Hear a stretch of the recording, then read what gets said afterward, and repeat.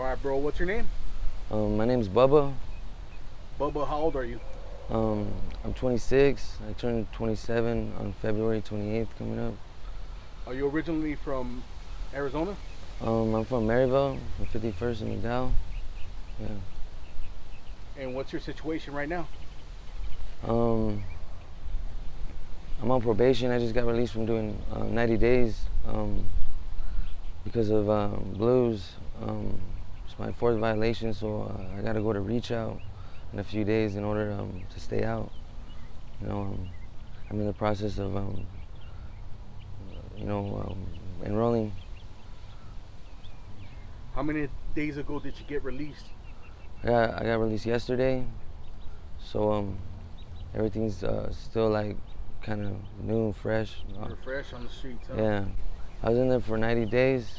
You know what I mean? I got early release. They were trying to give me a year, but I told them my situation, about my friends that I lost, and about my gunshot wound, and they gave me sympathy and they released me early.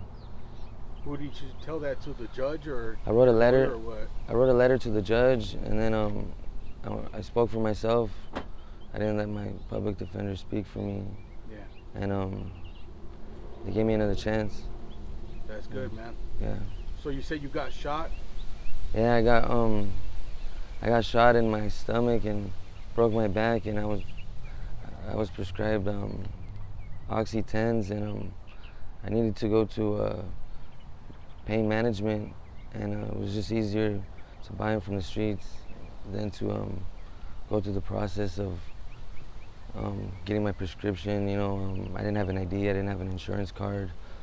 You know, I used to do more, and I test you, and they don't allow you to do multiple. Mix them, it's very dangerous.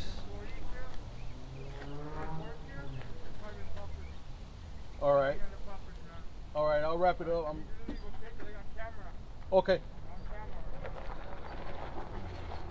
So you say you got shot. How many times did you get shot, bro? I got shot once, but it went through and came out and hit my arm. I mean my elbow. I fractured my lower spine. It went through my liver, my bladder, my lower intestine. I was in a turtle shell cast in a wheelchair for 8 months. Um, I have nerve damage. You know, I still have pain today from it, and it's from the streets. You know what I mean? I wasn't working, so you know what I mean. I was getting down, doing what I had to do to stay well, and I almost lost my life for it. How did that go down? Was it like a business deal gone wrong? It was New Year's Eve. It was New Year's Eve, and I was hanging around with people who didn't have my back, and you know what I mean. They left me behind, and you know what I mean. I still run into problems today from it. Like my family didn't trust me. They didn't know what I got myself into, and if those problems were gonna follow me back home. So you know what I mean. I wasn't sharing my story with everybody, and so they thought the worst. You know, I don't blame them. Um, and that was 5 years ago was when it all started, and I've been constantly in and out of jail since. You know, and I'm running out of second chances. I'm like ruining my second chance. I should be it should make me stronger, but instead you know what I mean, it's not. Yeah. Yeah, it's not. So But now that I've been clean, and I'm experiencing all the pains that I wasn't feeling for so long. I'm not just fighting the addiction, I'm fighting the pain, I'm fighting the memories, like everything, like my sense of smell, I'm dreaming again, like everything that I haven't felt for so long is now coming back to me. yeah. And like classes that they're giving me isn't for that. I need a different kind of therapy. Everyone's story is different, and I don't really like sharing it to begin with. So, you know. So right now, you don't have any family to go to? I do have a family, but I felt like they left me behind, but really I left them behind. Yeah.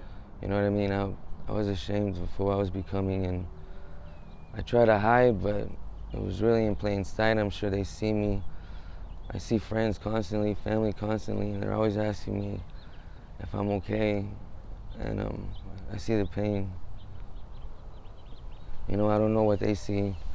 Like, I try to like act, you know, like try to pretend or act like they owe me, but I don't even remember who that is. You know, like I don't even know who to pretend to be or how to pretend to be okay, because you know what I mean. So you got released yesterday, right? Yeah, I got Where released did you yesterday. stay the night? I was in walk-ins. It was the first time I was in walk-ins. I've been to Towers, and I've been to LBJ, and it sucks because I'm kind of getting used to it. Yeah. It's becoming not so bad, you know what I mean? And But right now you're staying on yeah, the streets? I'm staying on the streets, and I have to check in within 72 hours. And this will be the first time I meet my probation officer, and When you you get know, released from jail, they don't give you a voucher or anything like that, so you could go to a halfway home. Or they give me directions, but yeah. but really, like, I'm an adult. They think, you know what I mean, I should be able to handle it on my own. Yeah.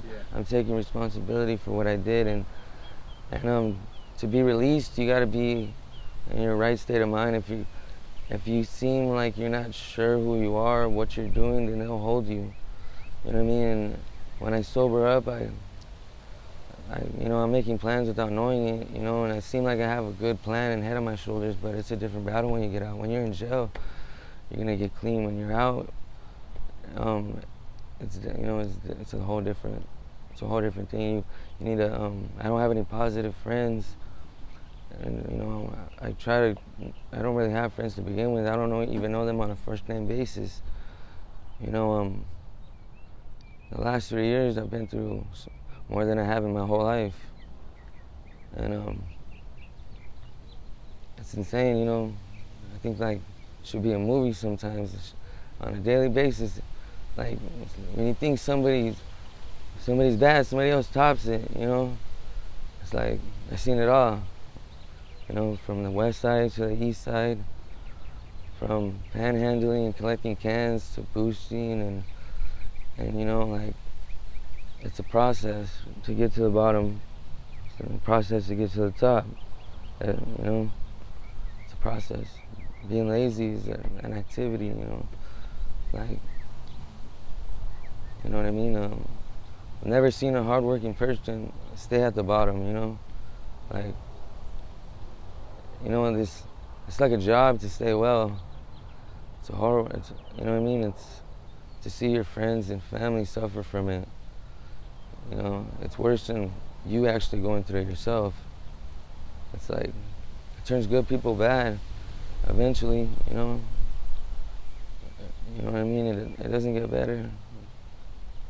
Like, I never lost nobody close to me, and then now.